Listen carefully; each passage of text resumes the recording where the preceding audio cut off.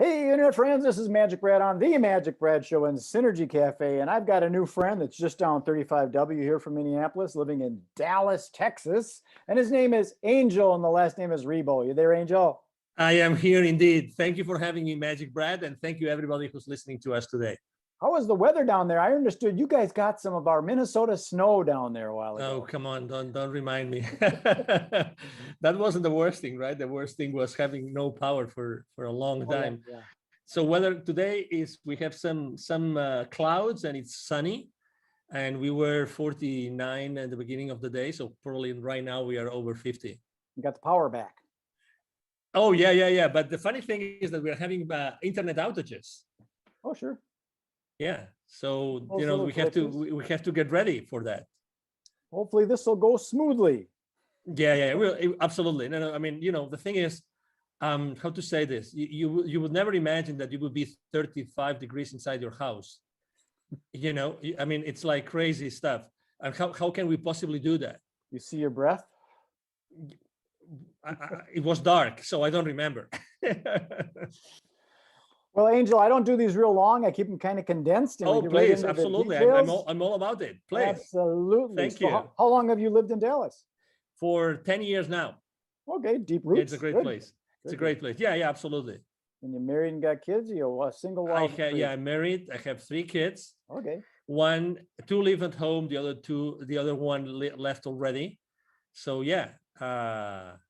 So I mean, we are excited. We love it here. We're very, very into the community. We are volunteers in local hospices, volunteers in the schools. So we are all in here. I mean, we love it here. We are north of Dallas, actually, in a place called Plano, and it's a. Oh, that's where they make the tackle boxes, the fishing tackle boxes in Plano, Texas. It can be. I don't know. I should be a fisherman. Oh, the tackle boxes. Oh, okay. Oh, okay. Yeah. I think it's the second person that has told me that before. It could be. But there's so many headquarters of large corporations right now. So many things happening in the area that probably like the ones that have lived here, probably they are more like acquainted with former companies, like companies that have been Sure. Well, forever. I'm 63, almost 64 years old. So I'm talking way back when I was a teenager going fishing. I remember I had a plastic Plano tackle box and wow. Okay. Plano. So who would have thunk it? So tell us a little bit about. I mean, let me tell you something. We've been here for 10 years, and there's places that when we came here, there was nothing built. Mm-hmm. And as you know, Texas is the second largest state in the union. Yeah. So there's so much space to fill, that we are in. I mean, it's amazing the amount of companies and headquarters that are relocating every single year. It's also fascinating how fast they can build buildings these days. Yeah, true. Yeah, it's not like brick by brick anymore. They take them big slabs and put them up, and poof, they got a warehouse. I agree. I agree. I don't know what's going to happen with the space, with the office space right now, with all the virus and everything. But anyway, people will figure it out. I mean, we're business people, so everybody figures out what to do with the surroundings. But it's a great area. It's an international area. There's people from many different places in the world here. Very important, high-tech industry. So again, multicultural. This is really a melting pot of cultures here in Plano, Texas. Do you consider yourself an entrepreneur? I do. In the business world?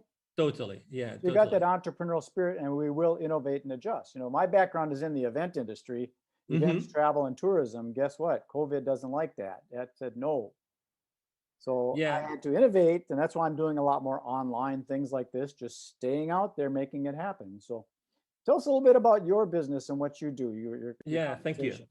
Absolutely. So basically, both corporate CEOs and established entrepreneurs, they hire me to bridge the gap globally for expansion and exposure. Basically, I help them grow or accelerate the growth of their businesses through strategies related to going global, basically. Mm-hmm. And basically, it's two very defined parts. One is, exposure. It's all about how do you get the right exposure in the right market at with the right target, right? Mm-hmm. And the other one is how to get, basically, it's more like business development. how to find the right clients or partners or partnerships or distributors or resellers. It depends on what service or product you're providing. So you work with a lot of different type of people, I'm sure. And Yes. do you run into like the old school guys that want to do like radio and TV because that's what works, and they won't innovate into a different way? Well, I haven't had that conversation, but I definitely deal with old school guys. And I think that everybody is so sensitive already about online, that, I mean, I have been offered myself to have a show on a radio station. But obviously then it's all about, I would have it if I could bring my clients on, and then I could help them, publicize their system, their products and services, right? So it all depends. It all goes down to the audience that you are serving. But I think that right now, even the older schoolers are really, they know that they have to be online. And to that purpose, actually, I use LinkedIn extensively. Yeah. I use as you probably have seen, I mean, I'm very active on LinkedIn. I have 27,000 connections. I literally interact with a few, over, now that I counted, it's over 1,500, almost 2,000 people on LinkedIn interacting every single week, literally. Wow.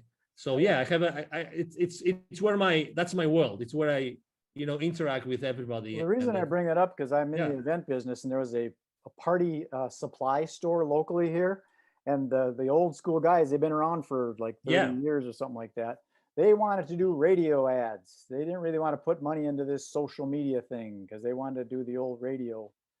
And you could take that money and you can really put it into a much better place online these days when you understand that kind of thing. Some don't. But it's a great way of thinking still, because so the question that I like, I'm not the person that asks, can we do this or can we do that? Like, close-ended questions.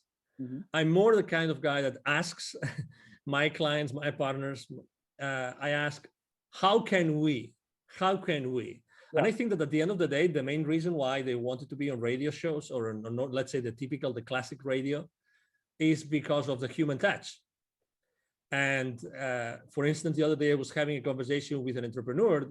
He wanted me to help her launch a show online. And actually we ended up thinking of how do we make this show online as the old radio shows in which people they would never miss the show. They already knew at what time it was every single week. Right. And they wanted to be there, and they wanted to make phone calls to the show and actually ask them questions live, these kind of things, and then the radio shows were many different things, but number one, they were informative, but more importantly, they would accompany you, right? They would be your buddies. You know what I mean? If you felt kind of alone or you didn't know what to do, you would go to those programs because you like the host or co-hosts, right? And it's a place where you wanted to be heard and you were curious about the questions of others. So if you realize this, it's like, how do you keep the human connection alive, having an online interaction? That's the question I'm answering myself for my clients every single day. That's exactly what I do. Yeah, it's the human engagement, and like you said, the Q&A kind of thing where you're actually talking and solving problems, and so it might be more applicable. So it's always good to ask those open-ended questions, the who, what, where, when, how, why, to get information in rather than saying this is the way it should be. Yes, sir. Exactly. Yeah. Are there any specific niches that you work in? Do you work in like that's a great question. Real estate? That's a great question. To be honest, historically, I was working with literally every single industry. Today, it's more related to the mindset of the owner, CEO, entrepreneur, more than to any industry. I really don't think there's any industry I have not worked. To be honest. So you prefer to work with the owner operator rather than going through the red tape of the committee and the board and all that kind of stuff? No, that's a great question again. No, I don't mind, because I'm good. I'm good physically. Let's say I like to have the face-to-face, Yeah. So that's where I am really, I mean, if I may say, right, humbly speaking, good at. I'm good at being face-to-face with people, talking to people, listening to people, and understanding what they want so that I can provide them with what they need. So to your question, I really like when there's a structure already in place, because that makes things easier. But that's for corporations, right? But I work a lot with entrepreneurs. So, it's all about the mindset of the person you're working with rather than the kind of company, either size or industry, really. Sure. Yeah, because sometimes people are concerned about their competition. Yeah. And maybe there is no competition. You're just in your own lane. Depends on how fast you want to drive. But and that's one of the reasons why, for instance, last year here in the Dallas business arena, I was helping an accelerator with their entrepreneurs and startup owners. And we did a couple of webinars throughout the year, last year, about pivoting in times of crisis. And a lot of entrepreneurs, while pivoting, is like you are starting over your business, right? Somehow. So they were afraid of, oh, is there competition or there is no competition? I think that's the wrong question, very, very humbly speaking, okay? I think that's the wrong question. The thing is, I mean, do I really like what I'm going to do or to sell? Mm-hmm. Do I have the expertise? Is there an audience for this? And are they going to pay for it? If you're able to answer those 4 questions, then the competition really becomes irrelevant. Because if you're able to do yourself, you're able to do something better than the competition, if there's competition, then you're going to thrive. So the question is rather not if there's competition, is how can I differentiate myself? And again, I also believe that the same way I told you before that I don't pick like industries, or I don't pick company sizes, or profiles. I pick mindset. I think it's the exact same way. I think that even if you provide the same service as someone else, I think that you are going to be, there's still going to be an audience, because people will like you as opposed to someone else. You know what I mean? I agree. So let's say you and I, we both provide the same service. By nature, there's going to be people that naturally will be attracted to you, and others will be attracted to me, just because of who you are, even because of your physical appearance, the way you speak, your accent. I mean, there's so many variables. I mean, your experience in life, right? But there's so many things. I agree. So that's why I think that it all depends on how badly you want to do this, how really enthusiastic and passionate you are about providing a specific service or selling a specific product, rather than the competition. I'm very skeptical about cutting someone's wings because of the competition. Very skeptical. Yeah, I've never really understood the competition in business, because if you look at it, McDonald's and Burger King and Coca-Cola and Pepsi are still there, so nobody's won. There is no goal. There's no end goal like there is in a sports game, where there's a goal and a time that runs out. And there are more and more. It's funny that you mentioned this, because if you go to the central markets or to the Whole Foods markets and these places, you will see that there's probably like 4 or 5 more brands of cola, of cola, refreshment. Yes. There are already. And if you go, actually, I remember when I was still living in Latin America 11, 12 years ago, there was actually a very, very popular soda brand that was from Peru that was competing head to head with both Pepsi and Coca-Cola. And that was, again, 12 years ago, and they started 20 plus years I'm in ago. agreement with that. I think it's, if your mother and father competed, you wouldn't be here. Exactly. You got to work together. Which ends up, which eventually takes you to a place where, okay, so how can I collaborate as opposed to compete? I agree. Maybe so that's why there are so many similar ways. There. I'm building out a thing called the Synergy Collaborative, because that's what it is. It's working together. Figure out how can we don't want to take and share the pie, but let's make a bigger pie. So let me tell you something. So every time I speak about the main mistakes that entrepreneurs make when they start their own journey, collaboration is one of the main mistakes. Number 1, because it's a blind spot for them. And number 2, because they are afraid of it. And number 3, because they're not able to do it. They don't know how to do it. It sounds crazy, but if you analyze it, and you said it great, MagicBrad, we are not taught on how to collaborate. How many subjects did you have? How many periods did you have in your elementary or middle or high schools about collaborating? What's the right way for collaborating? Well, our brains are functioning with the left and the right. So we already got that good and evil and the black and white and the separation. You got to realize that there is a gray. Yeah, but also again, how do you collaborate? How much do you give, and how much do you expect in return? So it's funny, but I really believe that we are very bad in collaboration. Very bad. I agree. It's an you kind of wonder, okay, I put in 100 hours, you only put in 70 hours, and how come we're splitting 50-50? Yes. So I understand our mind thinks logically like that. Yes. I had another question about who do you serve?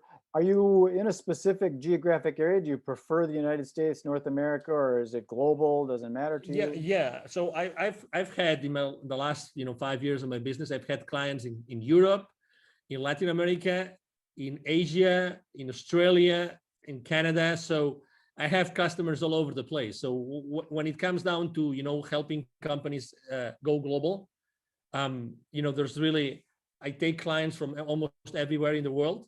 Right now, actually, I'm working on two projects, and one of them is in Asia, like large expansion projects. And there's really no geographical origin. Obviously, I have a very important footprint here in the Dallas area because I'm here. So there's a lot of executives that know me and know who I am, right? Because they see me around. But my clients really come from anywhere in the world because of the online world. Because some of the things that I'm working on, it's hard for me to work with someone over in Singapore or Bali, Indonesia, because the calendar is so flip-flopped. We're going to meet on Monday, but guess what? It's Tuesday there. Yeah. So I try and stay in the central time zone as much as I can, but to each his own, Yeah. I just had a conference call video conference call at 9:30 a.m. here in Central, and it was really late at night for them. But we try to compensate. We try to do like late for me, late for them, late for me, late for them. So we try. I like the way you operate because it's kind of doesn't matter because over on the other side of the planet, you got early morning people and they got late night people. It depends on the vibe and stuff. So it sounds like you're very open to whoever wants to work with you. I am. Done. Yeah. That's true. So yeah, I mean, typically, I have to say I work a lot of hours. A good day for me is the day in which I have a 2 or 3 hour break in the middle. Okay. So I see my day in 2 big chunks, really, because of that. So so I have a big chunk in the morning, starting really early, and then I have a big chunk. Let's say after 5, I have another big chunk of Asia is waking up and Europe is going to sleep. So what would be some of the key words that you would use for when people are looking for you if they're searching you out? Yeah, international expansion, international exposure. I am an influencer, so actually I'm a very strong business to business influencer or business to consumer, because the profile of the 27,000 connections I have on LinkedIn, I told you before, I engage with more than 1,500 every single week. So because of the nature of what I do on LinkedIn, I'm an influencer there. So I am a LinkedIn strategist, a LinkedIn influencer. Okay. Let's say a global expansion. Those would be the keywords. Yeah, LinkedIn is a whole nother world. I got a friend locally here that wrote a book on it. He calls himself the LinkedIn rock star, Mike O'Neill. I don't know if you know that name. I've heard his name. Yes. He's definitely a Mike O'Neill. Okay. Lives here in Minneapolis, used to be out in Denver, but he's really heavy into LinkedIn Navigator and helping lead generation for his clients. That's what that's good. Generation through LinkedIn. I do a lot of that. MagicBrad, a lot. It's a big world out there, Angel. It's a big world. Yeah, it's a big world, but it's becoming smaller and smaller. Well, I think it's important to, sometimes niche down. Myself, I'm working on what I call narrowcasting rather than broadcasting. Yeah. Trying to stay within the central time zone so that we're all working on the same time frame. And in the event industry, so I'm specific to the event industry, ideally right here in the Twin Cities. So suppliers of events and people that plan events. So I'm pretty niche down, but inevitably you get into this, oh, that looks interesting, I should sell that software to real estate agents, and you get lost sometimes. Yeah. You gotta put the blinders on and stay focused. Yeah, I agree. I have a hard time with that. Yeah. So tell us, how do we get a hold of you if someone says, that sounds interesting, I want to expand my business globally? How do we get a hold of that angel guy? Thank you. Absolutely. So it's very easy. As I said before, I'm actually very active online. So it's going to be, if you Google my name, you will see all my social media outlets and posts every single day, every single day. Right here, Angel Ribo. Thank you. Yeah, that's my LinkedIn profile. Right Thank you. there. If it looks like that, that's where you go. Exactly. Thank you. So you can go to LinkedIn but the easiest way to reach out to me directly is through my email address. Every single day, I answer every single message. I have a team behind me. Otherwise, it wouldn't be possible. My email address is very simple. It's Angel, like my name, Angel from Heaven, right? ANGEL, and then at angelribo.com altogether. Angel Ribo, my last name is spelled like RIB as in boy O.com. Again, Angel at angelribo.com. That is easy. 4 letters, Ribo. Yeah, very easy. Very easy. Well, Angel, I'm going to sign this off and then beam it up to the you. universe and propagate it out to that Thank global you. international world. And we'll see if we can hook some fish. MagicBrad, it's been a pleasure to be here. Thank you for the opportunity to be, in front of your audience and to be able to have this conversation. I really liked it and enjoyed it. As you said, it's very natural. I think that it's people are really want to see or listen to authentic conversations with no hidden agendas nor anything, just being yourself and myself and being ourselves here, trying to inspire. And everybody listening to us, obviously, thank you very much for being with us today. I agree. I think a lot of the business gets closed on the golf course or, at the watering hole as opposed to in the seminar room. I agree. Okay, Angel, thank you very much. Be well. Thank you. You have a good day.